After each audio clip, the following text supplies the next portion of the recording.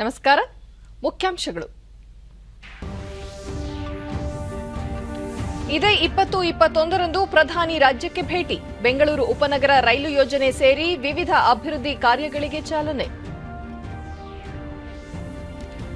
ಆಧುನಿಕ ಆಶೋತ್ತರಗಳಿಗೆ ಅನುಗುಣವಾಗಿ ನವಭಾರತ ನಿರ್ಮಾಣ, ಗ್ರಾಮೀಣಾಭಿವೃದ್ಧಿಗೆ ಆದ್ಯತೆ, ಪ್ರಧಾನಿ ನರೇಂದ್ರ ಮೋದಿ. ಅಗ್ನಿವೀರರಿಗೆ ಸಿಆರ್ಪಿಎಫ್, ಅಸ್ಸಾಂ ರೈಫಲ್ಸ್ನಲ್ಲಿ 10% ಮೀಸಲಾತಿ. ರಕ್ಷಣಾ ಸಚಿವಾಲಯದ ಹುದ್ದೆಗಳಲ್ಲಿಯೂ ಅವಕಾಶ, ಸಚಿವ ರಾಜನಾಥ್ ಸಿಂಗ್. ಹಾಗೂ ಆಡಳಿತ ಯಂತ್ರಕ್ಕೆ ಮತ್ತಷ್ಟು ಚುರುಕು, ವಾರಕ್ಕೊಮ್ಮೆ ಜಿಲ್ಲಾಧಿಕಾರಿಗಳ ನಡೆ ಹಳ್ಳಿ ಕಡೆ ಕಾರ್ಯಕ್ರಮ, ಸಚಿವ ಆರ್ ಅಶೋಕ.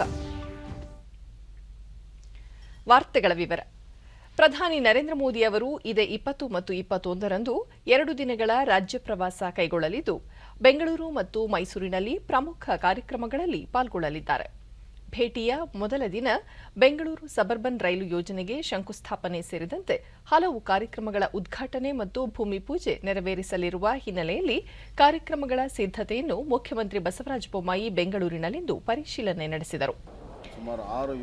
ಈ ವೇಳೆ ಸಚಿವರಾದ ಎಸ್ಟಿ ಸೋಮಶೇಖರ್, ಡಾ ಸಿಎನ್ ಅಶ್ವತ್ಥನಾರಾಯಣ, ಮಾಜಿ ಕೇಂದ್ರ ಸಚಿವ ಹಾಗೂ ಸಂಸದ ಡಿವಿ ಸದಾನಂದಗೌಡ ಸೇರಿದಂತೆ ಹಲವು ಮಂದಿ ಉಪಸ್ಥಿತರಿದ್ದರು. ಬಳಿಕ ಮುಖ್ಯಮಂತ್ರಿ ಪ್ರಧಾನಿ ನರೇಂದ್ರ ಮೋದಿ ಇದೇ 20 ಮತ್ತು 21ರಂದು 2 ದಿನಗಳ ಕಾಲ ರಾಜ್ಯ ಪ್ರವಾಸ ಕೈಗೊಳ್ಳುತ್ತಿದ್ದು, ಭಾರತೀಯ ವಿಜ್ಞಾನ ಸಂಸ್ಥೆಯಲ್ಲಿ 450 ಕೋಟಿ ರೂಪಾಯಿ ವೆಚ್ಚದಲ್ಲಿ ಐಟಿ ಉದ್ಯಮಿ ಕ್ರಿಸ್ ಗೋಪಾಲಕೃಷ್ಣ ಅವರ ಕುಟುಂಬದ ದೇಣಿಗೆಯಿಂದ ನಿರ್ಮಿಸಿರುವ ಮೆದುಳು ಅಭಿವೃದ್ಧಿ ಕೇಂದ್ರಕ್ಕೆ ಚಾಲನೆ ನೀಡಲಿದ್ದಾರೆ. ನಂತರ ಮೈಂಟ್ರಿ ಸಂಸ್ಥೆ ನಿರ್ಮಿಸಲಿರುವ ಸಂಶೋಧನಾ ಆಸ್ಪತ್ರೆಗೆ ಶಿಲಾನ್ಯಾಸ ನೆರವೇರಿಸಲಿದ್ದಾರೆ ಎಂದು ಹೇಳಿದರು. ಬೆಂಗಳೂರಿಗರ ಬಹುದಿನಗಳ ಬೇಡಿಕೆಯಾದ ಬೆಂಗಳೂರು ಉಪನಗರ ರೈಲು ಯೋಜನೆಗೆ ಶಿಲಾನ್ಯಾಸ ನೆರವೇರಿಸಲಿದ್ದು, 15,000 ಕೋಟಿ ರೂಪಾಯಿ ಮೊತ್ತದ ಯೋಜನೆ ಇದಾಗಿದೆ. ಬೆಂಗಳೂರು ನಗರದ ಸಂಚಾರ ವ್ಯವಸ್ಥೆ ಸುಗಮಗೊಳಿಸಲು ಸಬರ್ಬನ್ ರೈಲು ನೆರವಾಗಲಿದೆ. ಇದೇ ಸಂದರ್ಭದಲ್ಲಿ 6 ವಿವಿಧ ರೈಲ್ವೆ ಯೋಜನೆಗಳಿಗೆ ಪ್ರಧಾನಿ ಚಾಲನೆ ನೀಡಲಿದ್ದಾರೆ. ದಾಬಸ್ಪೇಟೆಯಿಂದ ಹೊಸಕೋಟೆವರೆಗಿನ ಎಸ್ಟಿಆರ್ಆರ್ ವರ್ತುಲ ರಸ್ತೆ ನಿರ್ಮಾಣ ಕಾಮಗಾರಿಗೆ ಚಾಲನೆ ನೀಡಲಿದ್ದಾರೆ. ಬಳಿಕ ಡಾ BR Ambedkar school of economics ಆವರಣದಲ್ಲಿ ಅಂಬೇಡ್ಕರ್ ಪ್ರತಿಮೆಯನ್ನು ಅನಾವರಣ ಮಾಡಲಿದ್ದಾರೆ ಎಂದು ಹೇಳಿದರು. ಬಳಿಕ ಮೈಸೂರಿಗೆ ತೆರಳಲಿದ್ದು, ಹಲವು ಕಾರ್ಯಕ್ರಮಗಳಲ್ಲಿ ಪಾಲ್ಗೊಂಡು 21ರಂದು ಅಂತಾರಾಷ್ಟ್ರೀಯ ಯೋಗ ದಿನಾಚರಣೆ ಕಾರ್ಯಕ್ರಮದಲ್ಲಿ ಪಾಲ್ಗೊಳ್ಳಲಿದ್ದಾರೆ ಎಂದು ಮಾಹಿತಿ ನೀಡಿದರು. ಯೋಗ ದಿನಾಚರಣೆಯಲ್ಲಿ ಭಾಗವಹಿಸ್ತಾರೆ. ಪ್ಯಾಲೇಸ್ ನಾವು ಆವರಣದ ಮುಂದೆ ಅದನ್ನು ಮುಗಿಸ್ಕೊಂಡು ಅವರು ಮುಂದಿನ ಪ್ರಯಾಣವನ್ನು ಬಳಸ್ತಾರೆ. ಇಷ್ಟು ಅವರು ಇರುವಂಥ ಕಾರ್ಯಕ್ರಮ ಅತಿ ಹೆಚ್ಚು ಜನ ಬರೋದರಿಂದ ಆ ವ್ಯವಸ್ಥೆ ಕೂಡ ಅಚ್ಚುಕಟ್ಟಾಗಬೇಕನ್ನುವಂಥದ್ದು ಸೂಚನೆಯನ್ನು ಕೂಡ ನಾನೀಗಾಗಲೇ ಕೊಟ್ಟಿದ್ದೇನೆ. ಪ್ರಧಾನಿ ನರೇಂದ್ರ ಮೋದಿ ಗುಜರಾತ್ನ ವಡೋದರಾದಲ್ಲಿಂದು ಗುಜರಾತ್ ಗೌರವ ಸಮ್ಮೇಳನದಲ್ಲಿ ಪಾಲ್ಗೊಂಡು ಸುಮಾರು 21,000 ಕೋಟಿ ರೂಪಾಯಿ ವೆಚ್ಚದ ವಿವಿಧ ಅಭಿವೃದ್ಧಿ ಯೋಜನೆಗಳಿಗೆ ಚಾಲನೆ ನೀಡಿದರು. ಕಾರ್ಯಕ್ರಮದಲ್ಲಿ ಗುಜರಾತ್ ಮುಖ್ಯಮಂತ್ರಿ ಭೂಪೇಂದ್ರ ಪಟೇಲ್, ಕೇಂದ್ರ ಹಾಗೂ ರಾಜ್ಯದ ಸಚಿವರು ಸೇರಿದಂತೆ ಗಣ್ಯರು ಪಾಲ್ಗೊಂಡಿದ್ದರು. ಬಳಿಕ ಪ್ರಧಾನಿ ನರೇಂದ್ರ ಮೋದಿ ಈ ಯೋಜನೆಗಳು ಗುಜರಾತ್ ಅಭಿವೃದ್ಧಿ ಮೂಲಕ ಭಾರತದ ಪ್ರಗತಿಗೆ ಶಕ್ತಿ ತುಂಬಲಿವೆ, ಆರೋಗ್ಯ, ಉನ್ನತ ಶಿಕ್ಷಣ, ಸಂಪರ್ಕ ವಲಯಗಳಲ್ಲಿ ಅಪಾರ ಹೂಡಿಕೆಯಿಂದ ರಾಜ್ಯದಲ್ಲಿ ಕೈಗಾರಿಕಾ ಬೆಳವಣಿಗೆ ವೃದ್ಧಿಸಲಿದೆ ಎಂದರು. ಆಧುನಿಕ ಆಶೋತ್ತರಗಳ ಜೊತೆ ಪ್ರಾಚೀನ ಅಸ್ಮಿತೆಯೊಂದಿಗಿನ ನವಭಾರತ ಹೆಮ್ಮೆಯಿಂದ ಸಾಗುತ್ತಿದೆ. ಕಳೆದ 8 ವರ್ಷಗಳಲ್ಲಿ ಕೇಂದ್ರ ಹಾಗೂ ಗುಜರಾತ್ನಲ್ಲಿನ ಒಂದೇ ಪಕ್ಷದ ಸರ್ಕಾರ ಮಹಿಳೆಯರನ್ನು ಸಬಲೀಕರಣಗೊಳಿಸಿದೆ. ಮಹಿಳೆಯರ ಸಬಲೀಕರಣ ಭಾರತದ ಅಭಿವೃದ್ಧಿಗೆ ಅತ್ಯಗತ್ಯವಾಗಿದೆ. ಇಂದು ಮಹಿಳೆಯರ ಕ್ಷೇಮಾಭಿವೃದ್ಧಿ ಗಮನದಲ್ಲಿಟ್ಟುಕೊಂಡು ಸೇನೆಯಿಂದ ಹಿಡಿದು ಗಣಿಗಳವರೆಗೆ ನೀತಿಗಳನ್ನು ರೂಪಿಸಲಾಗುತ್ತಿದೆ. ಸರ್ಕಾರ ಎಲ್ಲ ಕ್ಷೇತ್ರಗಳಲ್ಲಿ ಮಹಿಳೆಯರಿಗೆ ಅವಕಾಶ ಒದಗಿಸುತ್ತಿದ್ದು, ಮಹಿಳೆಯರ ಜೀವನ ಚಕ್ರದ ಎಲ್ಲ ಹಂತಗಳನ್ನು ಗಮನದಲ್ಲಿಟ್ಟುಕೊಂಡು ಸರ್ಕಾರ ಯೋಜನೆಗಳನ್ನು ರೂಪಿಸುತ್ತಿದೆ ಎಂದರು. ಕೇಂದ್ರ ಸರ್ಕಾರ ಗ್ರಾಮೀಣ ಬಡವರಿಗೆ 7.5 ಲಕ್ಷ ಮನೆಗಳನ್ನು ನಿರ್ಮಿಸಿದ್ದು, 4.5 ಲಕ್ಷ ಮಧ್ಯಮ ವರ್ಗದ ಜನರು ಮನೆಗಳು ನಿರ್ಮಿಸಿಕೊಳ್ಳಲು ನೆರವಾಗಿದೆ ಎಂದರು. ಈ ಮಧ್ಯೆ ಪ್ರಧಾನಿ ನರೇಂದ್ರ ಮೋದಿ ಇಂದು ಪಾವಗಡ್ಗಿರಿಯಲ್ಲಿ ನವೀಕೃತ ಶ್ರೀ ಕಾಳಿಕಾಮಾತಾ ದೇವಾಲಯವನ್ನು ಉದ್ಘಾಟಿಸಿದರು. ಬಳಿಕ ಅವರು ಭಾರತದ ಆಧ್ಯಾತ್ಮಿಕ ಮತ್ತು ಸಾಂಸ್ಕೃತಿಕ ವೈಭವವನ್ನು ಮರುಸ್ಥಾಪಿಸಲಾಗುತ್ತಿದೆ.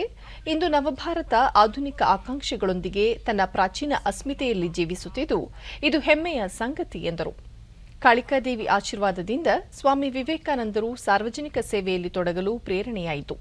ಶತಮಾನಗಳ ನಂತರ ಇಲ್ಲಿನ ದೇವಸ್ಥಾನಗಳ ಮತ್ತೊಮ್ಮೆ ಧ್ವಜಾರೋಹಣ ನೆರವೇರಿಸಲಾಗಿದೆ. ಈ ಶಿಖರ ಧ್ವಜ ನಮ್ಮ ನಂಬಿಕೆ ಮತ್ತು ಆಧ್ಯಾತ್ಮಿಕತೆಯ ಸಂಕೇತವಾಗಿದೆ. ಶತಮಾನಗಳು ಉರುಳಿದರೂ ನಂಬಿಕೆಯ ಮೌಲ್ಯ ಶಾಶ್ವತವಾಗಿ ಉಳಿಯುತ್ತದೆ ಎಂದು ಹೇಳಿದರು. ಸ್ವಾತಂತ್ರ್ಯದ ಮುನ್ನ ಗುಲಾಮಗಿರಿ ಮತ್ತು ಅನ್ಯಾಯಕ್ಕೆ ನಾವು ಒಳಗಾಗಿದ್ದೆವು. ಇದನ್ನು ನಾವು ಎದುರಿಸುತ್ತಿದ್ದೇವೆ. ಭಾರತದ ಸಾಂಸ್ಕೃತಿಕ ಸ್ವಾತಂತ್ರ್ಯವನ್ನು ಮುನ್ನಡೆಸಿದ ಸರ್ದಾರ್ ವಲ್ಲಭಭಾಯ್ ಪಟೇಲ್ ಅವರು ಸೋಮನಾಥ ದೇವಾಲಯವನ್ನು ಮರು ಅಭಿವೃದ್ಧಿಪಡಿಸಿ ಭಾರತದ ಅಭಿವೃದ್ಧಿಗೆ ಅಡಿಪಾಯ ಹಾಕಿದ್ದಾರೆ ಎಂದರು. आप सभी को हृदय से बहुत बहुत बधाई देता हूं. आज का ये अवसर सबका साथ, सबका विश्वास और सबका प्रयास का भी प्रतीक है. हीराबेन मोदी से उनके ಗುಜರಾತ್ ಪ್ರವಾಸದಲ್ಲಿರುವ ಪ್ರಧಾನಿ ನರೇಂದ್ರ ಮೋದಿ ಇಂದು 100ನೇ ಹುಟ್ಟುಹಬ್ಬ ಆಚರಿಸಿಕೊಳ್ಳುತ್ತಿರುವ ತಮ್ಮ ತಾಯಿ ಹೀರಾಬೆನ್ ಮೋದಿ ಅವರನ್ನು ಭೇಟಿಯಾಗಿ ಶುಭ ಕೋರಿದರು.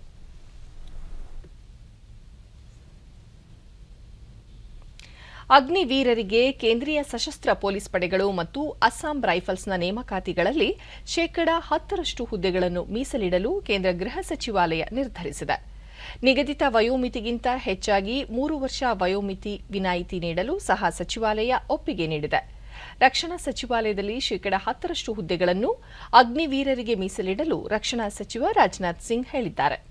ಶೇಕಡಾ 10ರಷ್ಟು ಮೀಸಲಾತಿ ರಕ್ಷಣಾ ನಾಗರಿಕ ಹುದ್ದೆಗಳು ಮತ್ತು ಭಾರತೀಯ ಕರಾವಳಿ ಕಾವಲು ಪಡೆ ಹಾಗೂ 16 ರಕ್ಷಣಾ ಸಾರ್ವಜನಿಕ ವಲಯ ಉದ್ದಿಮೆಗಳಲ್ಲಿ ಅನ್ವಯಿಸುತ್ತದೆ. ಈ ಮೀಸಲಾತಿ ಮಾಜಿ ಸೈನಿಕರಿಗೆ ಈಗಿರುವ ಮೀಸಲಾತಿಗೆ ಹೆಚ್ಚುವರಿಯಾಗಿರುತ್ತದೆ. ಮೀಸಲಾತಿಯನ್ನು ಜಾರಿಗೊಳಿಸಲು ಸಂಬಂಧಿತ ನೇಮಕಾತಿ ನಿಯಮಗಳಿಗೆ ಅಗತ್ಯ ತಿದ್ದುಪಡಿಗಳನ್ನು ತರಲಾಗುವುದು. ತಮ್ಮ ನೇಮಕಾತಿ ನಿಯಮಗಳಿಗೆ ಇಂತಹುದೇ ತಿದ್ದುಪಡಿಗಳನ್ನು ತರಲು ರಕ್ಷಣಾ ಸಾರ್ವಜನಿಕ ವಲಯದ ಉದ್ಯಮಗಳಿಗೆ ಸೂಚಿಸಲಾಗಿದೆ. ಇಂದು ಬೆಳಗ್ಗೆ ಅಗ್ನಿಪಥ ನೇಮಕಾತಿ ಯೋಜನೆಗೆ ಸಂಬಂಧಿಸಿ ರಾಜನಾಥ್ ಸಿಂಗ್ 3 ರಕ್ಷಣಾ ಪಡೆಗಳ ಮುಖ್ಯಸ್ಥರೊಂದಿಗೆ ದೆಹಲಿಯ ತಮ್ಮ ನಿವಾಸದಲ್ಲಿ ಸಭೆ ನಡೆಸಿದರು. ಸಭೆಯಲ್ಲಿ ಸೇನಾ ಮುಖ್ಯಸ್ಥ ಜನರಲ್ ಮನೋಜ್ ಪಾಂಡೆ, ನೌಕಾಪಡೆ ಮುಖ್ಯಸ್ಥ ಅಡ್ಮಿರಲ್ ಆರ್ ಹರಿಕುಮಾರ್, ವಾಯುಪಡೆ ಮುಖ್ಯಸ್ಥ ವಿವೇಕ್ ರಾಮ್ ಚೌಧರಿ ಉಪಸ್ಥಿತರಿದ್ದರು. ಹಿಂಸಾಚಾರ ಸರಿಯಾದ ಮಾರ್ಗವಲ್ಲ ಎಂದು ಕೇಂದ್ರ ಯುವಜನ ವ್ಯವಹಾರಗಳು ಹಾಗೂ ಕ್ರೀಡಾ ಖಾತೆ ಸಚಿವ ಅನುರಾಗ್ ಸಿಂಗ್ ಠಾಕೂರ್ ಯುವಜನತೆಗೆ ಮನವಿ ಮಾಡಿದ್ದಾರೆ. ಸರ್ಕಾರ ಯುವಜನರ ಆತಂಕಗಳನ್ನು ಗಂಭೀರವಾಗಿ ಆಲಿಸುತ್ತಿದೆ. ಅಗ್ನಿವೀರರು 4 ವರ್ಷದ ಸೇವೆ ಪೂರ್ಣಗೊಳಿಸಿ ಹೊರಬಂದ ನಂತರ ಅವರಿಗೆ ಅವಕಾಶ ಕಲ್ಪಿಸಿಕೊಡುವತ್ತ ಯುವಜನ ವ್ಯವಹಾರಗಳು ಮತ್ತು ಕ್ರೀಡಾ ಸಚಿವಾಲಯ ಚಿಂತನೆ ನಡೆಸಿದೆ. ದೈಹಿಕ ಶಿಕ್ಷಣ ಶಿಕ್ಷಕರಾಗಲು ಇಚ್ಛಿಸುವ ಅಗ್ನಿವೀರರಿಗೆ ಕ್ರ್ಯಾಶ್ ಕೋರ್ಸ್ ಒದಗಿಸಲು ಸರ್ಕಾರ ಚಿಂತನೆ ನಡೆಸಿದೆ. ವಿವಿಧ ರಾಜ್ಯಗಳಲ್ಲಿ 15 ಲಕ್ಷ ದೈಹಿಕ ಶಿಕ್ಷಣ ಶಿಕ್ಷಕರ ಹುದ್ದೆಗಳು ಖಾಲಿ ಇವೆ. ಈ ನಿಟ್ಟಿನಲ್ಲೂ ಚಿಂತನೆ ನಡೆದಿದೆ ಎಂದು ಅವರು ಟ್ವೀಟ್ ಮಾಡಿದ್ದಾರೆ. कुछ लोग अपनी राजनीतिक रोटियां सेकने के लिए अगर करना चाहते हैं तो ये भी उचित नहीं है कि बच्चों के हाथ में झंडा देकर कोई निकाल देता है, कोई छोटे छोटे बच्चों को सड़कों पे निकालता है. ये उचित नहीं है. और 4 वर्षों के बाद इनमें से ट्रेनिंग देकर जो लोग फिजिकल एजुकेशन टीचर बनना चाहते हैं उसमें हम लोग क्या कर सकते हैं, क्या कुछ महीने का ऐसा कोर्स किया जा सकता है क्रैश कोर्स करके, जिससे इनको भी लाभ मिल सके. और ऐसे देश भर में लगभग 15 लाख फिजिकल एजुकेशन के टीचर्स अलग अलग राज्यों में ऐसी पोस्टें खाली पड़ी हैं, तो इसका लाभ भी भविष्य में मिल सकता है. ಕೇಂದ್ರ ಸರ್ಕಾರದ ಅಗ್ನಿಪಥ ಯೋಜನೆ ವಿಶೇಷ ಉದ್ಯೋಗಾವಕಾಶ ಕಲ್ಪಿಸುವ ಯೋಜನೆಯಾಗಿದ್ದು, ಇದರಿಂದ ಯುವಕರು ಭವಿಷ್ಯ ರೂಪಿಸಿಕೊಳ್ಳಲು ಸಾಧ್ಯವಾಗಲಿದೆ ಎಂದು ಕೇಂದ್ರ ಸಚಿವ ಎ ನಾರಾಯಣಸ್ವಾಮಿ ಚಿತ್ರದುರ್ಗದಲ್ಲಿಂದು ತಿಳಿಸಿದ್ದಾರೆ. ಡಿಡಿ ನ್ಯೂಸ್ನೊಂದಿಗೆ ಅವರು ಅಗ್ನಿಪಥ ಯೋಜನೆಯಡಿ ಕಾರ್ಯನಿರ್ವಹಿಸಿದ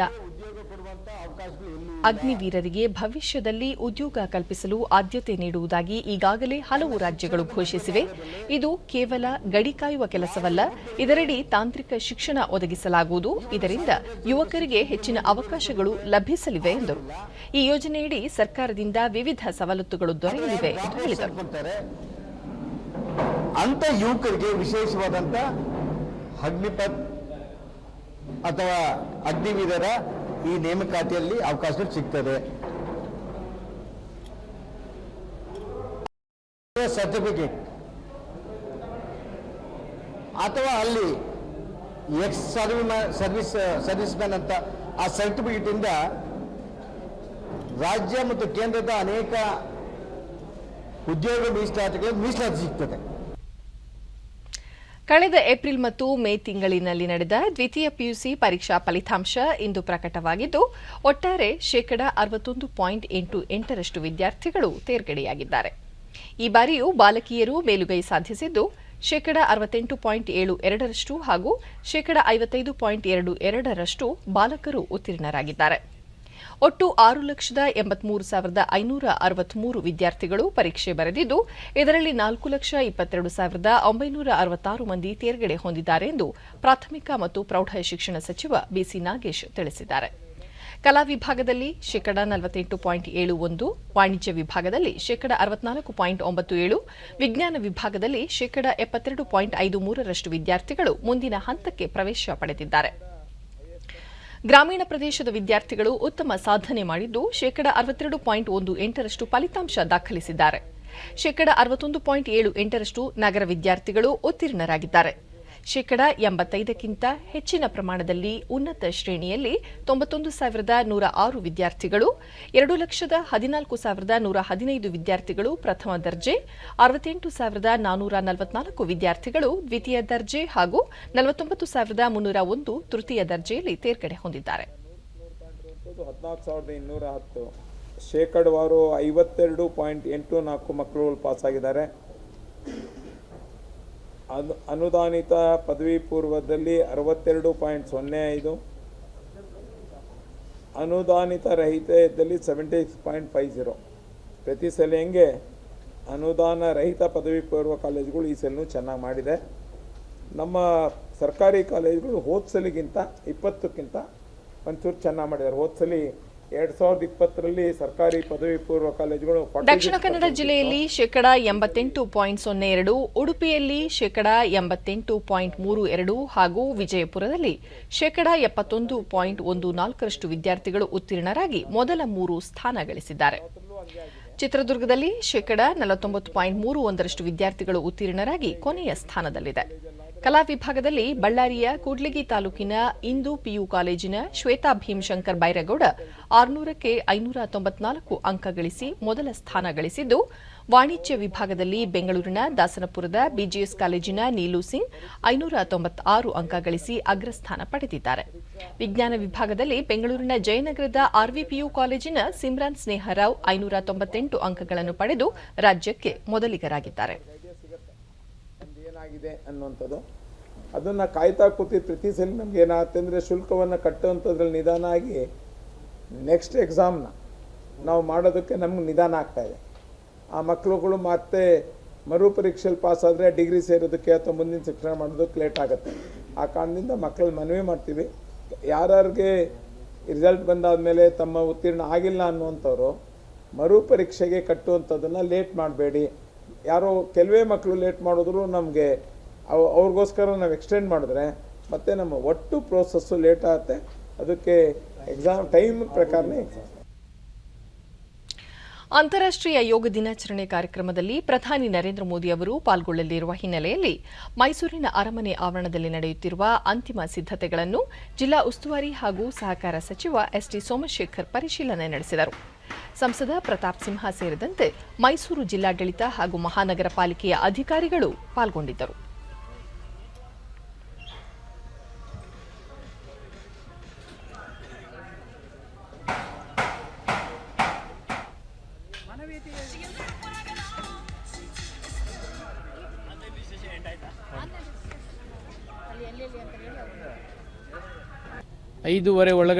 ಈ ವೇಳೆ ಸಚಿವ ಸೋಮಶೇಖರ್ ಇದೇ 21ರಂದು ನಡೆಯಲಿರುವ ಅಂತಾರಾಷ್ಟ್ರೀಯ ಯೋಗ ದಿನಾಚರಣೆಯಲ್ಲಿ ಪ್ರಧಾನಿ ನರೇಂದ್ರ ಮೋದಿ ಪಾಲ್ಗೊಳ್ಳಲಿದ್ದು, ಎಲ್ಲ ಸಿದ್ಧತೆಗಳನ್ನು ಮಾಡಿಕೊಳ್ಳಲಾಗಿದೆ.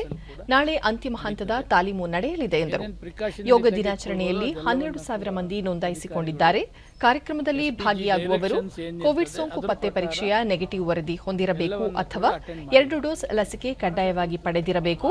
ಮುಂಜಾನೆ 5:30ರ ಒಳಗೆ ಕಾರ್ಯಕ್ರಮ ನಡೆಯುವ ಸ್ಥಳದಲ್ಲಿ ಪ್ರತಿಯೊಬ್ಬರೂ ಹಾಜರಿರುವಂತೆ ಸೂಚಿಸಲಾಗಿದೆ ಎಂದರು. ಮಹಾರಾಜ ಕಾಲೇಜು ಮೈದಾನದಲ್ಲಿ ಮತ್ತೊಂದು ಕಾರ್ಯಕ್ರಮ ನಡೆಯಲಿದ್ದು, ಈ ಭಾಗದ 3 ಜಿಲ್ಲೆಗಳ 20 ಫಲಾನುಭವಿಗಳನ್ನು ಆಯ್ಕೆ ಮಾಡಿದ್ದು, ಅವರಲ್ಲಿ ಕೆಲವರೊಂದಿಗೆ ಪ್ರಧಾನಿ ನರೇಂದ್ರ ಮೋದಿ ಅವರು ಸಂವಾದ ನಡೆಸಲಿದ್ದಾರೆ. ಇದೇ ಸಂದರ್ಭದಲ್ಲಿ ವಿವಿಧ ಯೋಜನೆಗಳಿಗೆ ಚಾಲನೆ ನೀಡಲಿದ್ದಾರೆ ಎಂದು ಹೇಳಿದರು. 15 ಹೇಳಿದ್ದಾರೆ, 20 ಒಟ್ಟಿನಲ್ಲಿ 20 ಜನ 20 ಬೆನಿಫಿಷಿಯರಿಯನ್ನು ಆಯ್ಕೆಯನ್ನು ಕೂಡ ಮಾಡಿದ್ದೇವೆ. ಅಲ್ಲಿಗೆ ಪೆಂಡಾಲ್ ಕಾಂಪ್ಲೇಂಟ್ ನಡೀತಾ ಇದೆ. ಇದಾದ ನಂತರ ಅಲ್ಲಿಗೆ ವಿಸಿಟ್ ಮಾಡ್ತಕ್ಕಂಥದ್ದಕ್ಕೆ ಮಾಡ್ತೇವೆ. ಅದು ಕೂಡ ಎಲ್ಲ ಫೈನಲ್ ಹಂತಕ್ಕೆ ಬಂದಿದೆ. ಅದನ್ನು ಒಂದ್ಸಾರಿ ಫೈನಲ್ ಇನ್ಸ್ಪೆಕ್ಷನ್ ಮಾಡ್ತೀನಿ. ಇವಾಗ ರಾಜ್ಯ ಕೊಳಗೇರಿ ಅಭಿವೃದ್ಧಿ ಮಂಡಳಿ ಆಯೋಜಿಸಿದ್ದ ಪ್ರಧಾನಮಂತ್ರಿ ಆವಾಸ್ ಯೋಜನೆ ಸರ್ವರಿಗೂ ಸೂರು ಯೋಜನೆಗೆ ವಸತಿ ಸಚಿವ ವಿ ಸೋಮಣ್ಣ ಕಲಬುರಗಿಯಲ್ಲಿಂದು ಚಾಲನೆ ನೀಡಿದರು. ಇದೇ ಸಂದರ್ಭದಲ್ಲಿ ನಿವೇಶನ ರಹಿತರಿಗೆ ಹಕ್ಕುಪತ್ರ ವಿತರಿಸಿದರು. ಈ ವೇಳೆ ಸಂಸದ ಡಾ ಉಮೇಶ್ ಜಾಧವ್, ಶಾಸಕ ಅವಿನಾಶ್ ಜಾಧವ್, ಕಲ್ಯಾಣ ಕರ್ನಾಟಕ ಪ್ರದೇಶ ಅಭಿವೃದ್ಧಿ ಮಂಡಳಿ ಅಧ್ಯಕ್ಷ ದತ್ತಾತ್ರೇಯ ಪಾಟೀಲ್ ರೇವೂರ ಮತ್ತಿತರರು ಉಪಸ್ಥಿತರಿದ್ದರು.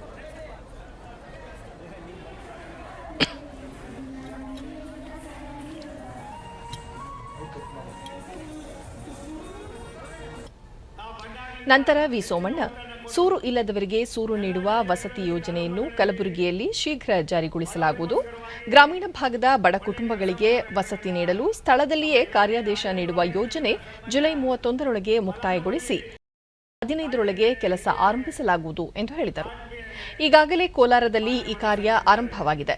ರಾಜ್ಯದಲ್ಲಿ ರಾಜೀವ್ ಗಾಂಧಿ ವಸತಿ ನಿಗಮದಿಂದ ನಿವೇಶನ ನೀಡಲು ಮುಖ್ಯಮಂತ್ರಿ ಬಸವರಾಜ ಬೊಮ್ಮಾಯಿ ಒಪ್ಪಿಗೆ ಸೂಚಿಸಿದ್ದು, ಗ್ರಾಮೀಣ ಭಾಗದ ಅರ್ಹರಿಗೆ ನಿವೇಶನ ನೀಡಲಾಗುವುದು ಎಂದರು. ತಾಂತ್ರಿಕ ದೋಷದಿಂದ ಹಲವು ವರ್ಷಗಳಿಂದ ಕುಂಠಿತಗೊಂಡಿದ್ದ ನಿವೇಶನ ಮಂಜೂರಾತಿಗೆ ಕೇಂದ್ರ ಸರ್ಕಾರ ಅನುಮತಿ ನೀಡಿದ್ದು, ಸರ್ಕಾರದ ಆಶಯಕ್ಕೆ ಮತ್ತಷ್ಟು ಬಲ ಬಂದಂತಾಗಿದೆ ಎಂದು ಹೇಳಿದರು. ಅವರ ಮಕ್ಕಳು ಕೂಡ ಈ ರಾಷ್ಟ್ರದ ಸತ್ಪ್ರಜೆಗಳಾಗಬೇಕು ಅನ್ನುವ ಕನಸನ್ನ ನನಸಾಗಿ ಮಾಡತಕ್ಕಂಥದ್ರಲ್ಲಿ ಕರ್ನಾಟಕದ ಸನ್ಮಾನ್ಯ ಬಸವರಾಜ ಬೊಮ್ಮಾಯಿ ಅವರ ಸರ್ಕಾರ ಇವತ್ತು ಒಂದು ಹೊಸ ಹೆಜ್ಜೆಯನ್ನ ಪ್ರಾರಂಭ ಮಾಡಿದೆ ಅನ್ನೋ ಮಾತನ್ನು ಕೂಡ ಈ ಸಂದರ್ಭದಲ್ಲಿ ನಿಮ್ಗೆ ಹೇಳೋದಕ್ಕೆ ಇಚ್ಛೆ ಪಡ್ತೀನಿ ಬಂಧುಗಳೇ. ಬಿಜೆಪಿ ಹಿಂದುಳಿದ ವಿಭಾಗಗಳ ಮೋರ್ಚಾದ ರಾಷ್ಟ್ರೀಯ ಪ್ರಶಿಕ್ಷಣ ಶಿಬಿರದ ಸಮಾರೋಪ ಸಮಾರಂಭ ಬೆಂಗಳೂರಿನಲ್ಲಿಂದು ನಡೆಯಿತು. ಪಕ್ಷದ ರಾಷ್ಟ್ರೀಯ ಅಧ್ಯಕ್ಷ ಜೆಪಿ ನಡ್ಡಾ, ಮುಖ್ಯಮಂತ್ರಿ ಬಸವರಾಜ ಬೊಮ್ಮಾಯಿ, ರಾಷ್ಟ್ರೀಯ ಪ್ರಧಾನ ಕಾರ್ಯದರ್ಶಿ ಸಿಟಿ ರವಿ, ರಾಜ್ಯ ಬಿಜೆಪಿ ಉಸ್ತುವಾರಿ ಅರುಣ್ ಸಿಂಗ್, ರಾಜ್ಯ ಘಟಕದ ಅಧ್ಯಕ್ಷ ನಳಿನ್ ಕುಮಾರ್ ಕಟೀಲ್, ರಾಷ್ಟ್ರೀಯ ಒಬಿಸಿ ಮೋರ್ಚಾ ಅಧ್ಯಕ್ಷ ಲಕ್ಷ್ಮಣ್ ಸೇರಿದಂತೆ ಹಲವು ನಾಯಕರು ಉಪಸ್ಥಿತರಿದ್ದರು.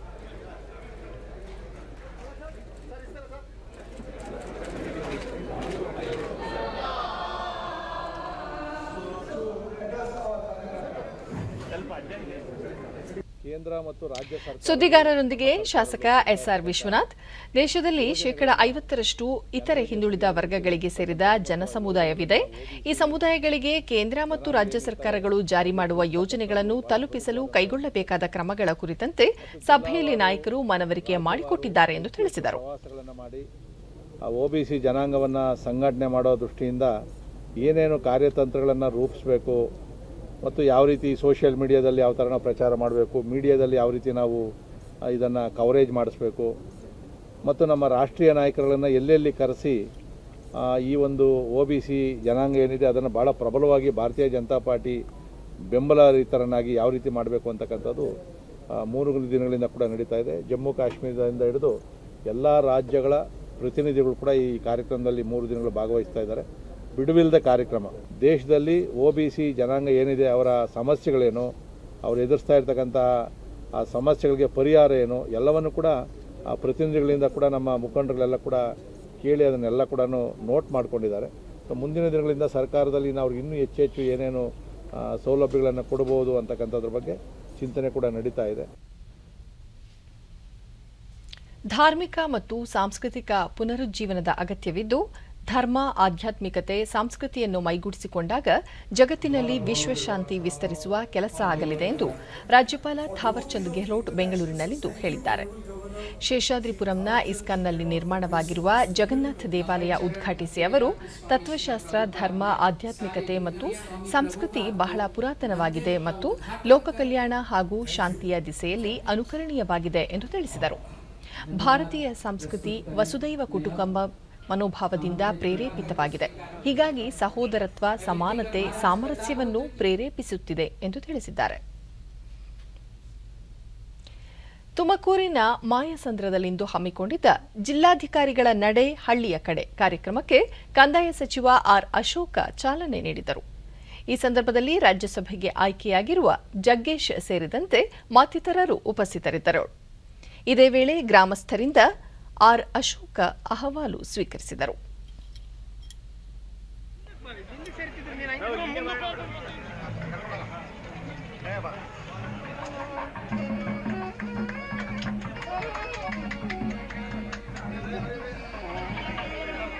ಈ ಗ್ರಾಮ ವಾಸ್ತವ್ಯ ಆದ್ಮೇಲೆ ಬಳಿಕ ಅವರು ಆಡಳಿತ ಯಂತ್ರ ಚುರುಕುಗೊಳಿಸುವ ಉದ್ದೇಶದಿಂದ ಜಿಲ್ಲಾಧಿಕಾರಿಗಳ ನಡೆ ಹಳ್ಳಿಯ ಕಡೆಗೆ ಕಾರ್ಯಕ್ರಮ ಹಮ್ಮಿಕೊಳ್ಳಲಾಗಿದೆ. ಮುಂದಿನ ದಿನಗಳಲ್ಲಿ ಈ ಕಾರ್ಯಕ್ರಮವನ್ನು ವಾರಕ್ಕೊಮ್ಮೆ ನಡೆಸಲಾಗುವುದು. ಗ್ರಾಮ ವಾಸ್ತವ್ಯದ ಜೊತೆಗೆ ಗ್ರಾಮಸ್ಥರ ಜೊತೆ ನೇರವಾಗಿ ಸಭೆ ನಡೆಸಿ ಜನರ ಅಹವಾಲುಗಳನ್ನು ಸ್ವೀಕರಿಸಿ ಸಮಸ್ಯೆಗಳಿಗೆ ಪರಿಹಾರ ಒದಗಿಸಲಾಗುವುದು ಎಂದರು. 60-70 ಕಿಲೋಮೀಟರ್ ಟ್ರಾವೆಲ್ ಮಾಡಬೇಕಾಗುತ್ತೆ. ಬಡವರಿಗೆ ಅಷ್ಟೆಲ್ಲ ದುಡ್ಡು ಖರ್ಚು ಮಾಡೋಕ್ಕೆ ಕಷ್ಟ. ಅದಕ್ಕೆ ವಾರಕ್ಕೊಂದಿನ ತಾಲೂಕು ಕಚೇರಿಗೆ ಜಿಲ್ಲಾಧಿಕಾರಿಗಳು ಭೇಟಿ ಮಾಡುವಂಥದ್ದನ್ನು ಕಂಪಲ್ಸರಿ ಮಾಡಿದ್ರು. ಜನ ಏನೇನು ಅಹವಾಲುಗಳನ್ನು ಕೊಡ್ತಾರೆ ಅದನ್ನು ಕಂದಾಯ ಇಲಾಖೆದಾದರೆ ಇಮಿಡಿಯೇಟಾಗಿ ಅಲ್ಲೇ ಸಾಲ್ವ್ ಮಾಡ್ತೀರಿ. ಬೇರೆ ಇಲಾಖೆದಾದರೆ ಆ ಇಲಾಖೆ ಸಂಬಂಧಪಟ್ಟಂಥ ಮಂತ್ರಿಗಳಿಗೆ ಮತ್ತು ಅಧಿಕಾರಿಗಳು ತಿಳಿಸಿ ಅದು ಕೆಲಸ. ತಹಸೀಲ್ದಾರ್ಗೆ ಅಧಿಕಾರ ಇದ್ದದನ್ನ ಸ್ಪೆಷಲ್ ತಹಸೀಲ್ದಾರ್ಗೆ ಕೊಡ್ತಾ ಇದ್ದೀವಿ. ಅಂದರೆ ಅಧಿಕಾರ ವಿಕೇಂದ್ರೀಕರಣ ಮಾಡುವಂಥದ್ದಕ್ಕೆ ಹೆಚ್ಚು ಒತ್ತನ್ನು ಕೊಡ್ತೀವಿ. ಅಗ್ನಿಪಥ ಕುರಿತು ಮಾಹಿತಿ ಇರುವ ವಿಡಿಯೋ ತುಣುಕು ಇಲ್ಲಿದೆ.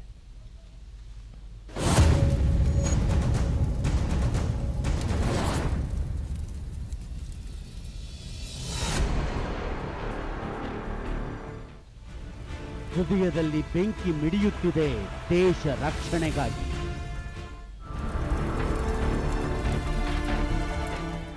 ಭುಜಗಳಲ್ಲಿ ದೇಶ ರಕ್ಷಣೆಯ ಸಂಕಲ್ಪವಿದೆ.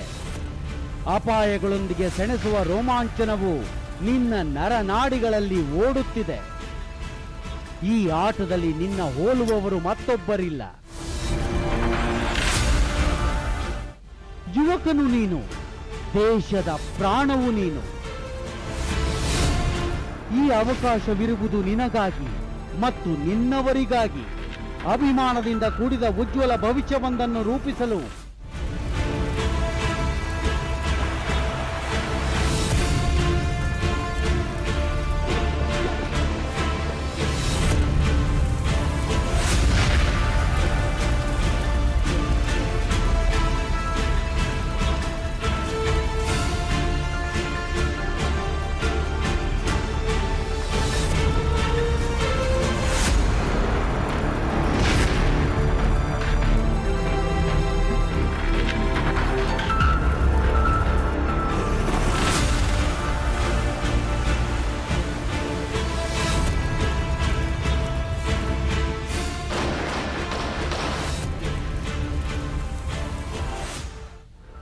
ಭಾರತೀಯ ಸೇನಾ ಶಕ್ತಿಯಲ್ಲಿ ಸೇರ್ಪಡೆಯಾಗಲು, ಗೌರವವನ್ನು ಪಡೆಯಲು, ಜೀವನವನ್ನು ಉತ್ಸಾಹದಿಂದ ಬದುಕಲು ಭಾರತದ ಅಗ್ನಿವೀರರಾಗಿ. ಇನ್ನು ಹವಾವರ್ತಮಾನ. ಉತ್ತರ ಒಳನಾಡಿನಲ್ಲಿ ನೈಋತ್ಯ ಮುಂಗಾರು ಚುರುಕಾಗಿದ್ದು ಕರಾವಳಿಯಲ್ಲಿ ದುರ್ಬಲವಾಗಿದೆ. ಕರಾವಳಿ, ದಕ್ಷಿಣ ಒಳನಾಡು ಹಾಗೂ ಉತ್ತರ ಒಳನಾಡಿನ ಕೆಲವೆಡೆ ಮಳೆಯಾಗಿದೆ. ಹೆಸರುಘಟ್ಟದಲ್ಲಿ ಅತಿ ಹೆಚ್ಚು 11 ಸೆಂಟಿಮೀಟರ್ ಮಳೆಯಾಗಿದೆ. ಉಳಿದಂತೆ ಬೆಂಗಳೂರಿನ ಜಿಕೆವಿಕೆ, ಹಲಬರ್ಗಾ 10, ಕೊಲ್ಲೂರು, ಬೇಲಿಕೇರಿ, ಪುತ್ತೂರು, ದೊಡ್ಡಬಳ್ಳಾಪುರದಲ್ಲಿ 7, ಭಾಲ್ಕಿ, ನಿಟ್ಟೂರು 6, ಎಚ್ಎಎಲ್ ವಿಮಾನ ನಿಲ್ದಾಣ, ಕೊಣನೂರು, ಐಟಿಸಿ ಜಾಲದಲ್ಲಿ 5 ಸೆಂಟಿಮೀಟರ್ ಮಳೆಯಾಗಿದೆ. ಮುನ್ಸೂಚನೆಯಂತೆ ಮುಂದಿನ 24 ಗಂಟೆಗಳಲ್ಲಿ ಕರಾವಳಿ ಹಾಗೂ ದಕ್ಷಿಣ ಒಳನಾಡಿನಲ್ಲಿ ವ್ಯಾಪಕವಾಗಿ ಹಾಗೂ ಉತ್ತರ ಒಳನಾಡಿನ ಕೆಲವು ಕಡೆಗಳಲ್ಲಿ ಮಳೆ ಅಥವಾ ಗುಡುಗು ಸಹಿತ ಮಳೆಯಾಗುವ ಸಾಧ್ಯತೆ ಇದೆ. ಬೆಂಗಳೂರು ಹಾಗೂ ಸುತ್ತಮುತ್ತ ಸಾಮಾನ್ಯವಾಗಿ ಮೋಡ ಕವಿದ ವಾತಾವರಣ, ಮಳೆ ಅಥವಾ ಗುಡುಗು ಸಹಿತ ಮಳೆಯಾಗುವ ಸಾಧ್ಯತೆ ಇದೆ. ಗರಿಷ್ಠ ಉಷ್ಣಾಂಶ 28, ಕನಿಷ್ಠ ಉಷ್ಣಾಂಶ 19 ಡಿಗ್ರಿ ಸೆಲ್ಸಿಯಸ್ ತಾಪಮಾನ ದಾಖಲು ಸಂಭವ.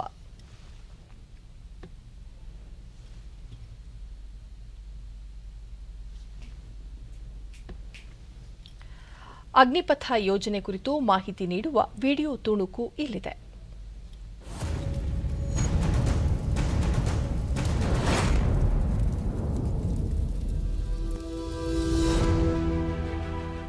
ದೇಶವೇ ಧರ್ಮ, ದೇಶವೇ ಜಾತಿ,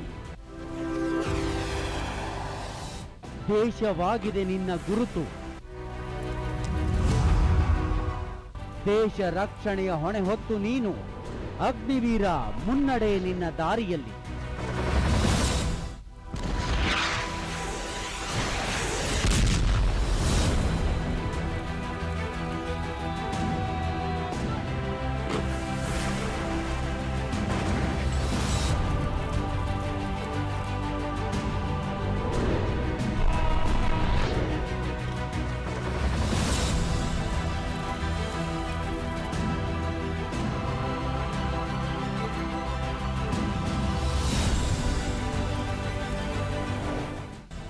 ರಾಷ್ಟ್ರ ಸೇವೆಯಿಂದ ಈಗ ನೀನು ರೂಪಿಸುವೆ ನಿನ್ನ ಉಜ್ವಲ ಭವಿಷ್ಯದ ಅಡಿಪಾಯವನ್ನು.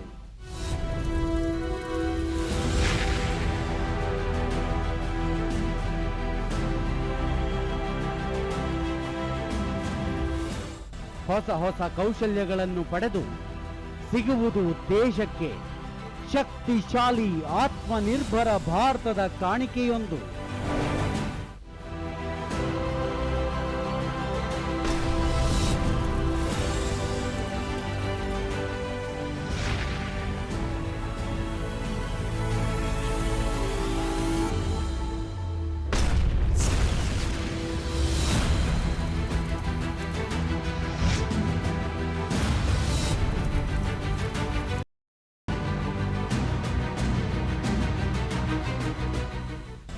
ಭಾರತದ ಅಗ್ನಿ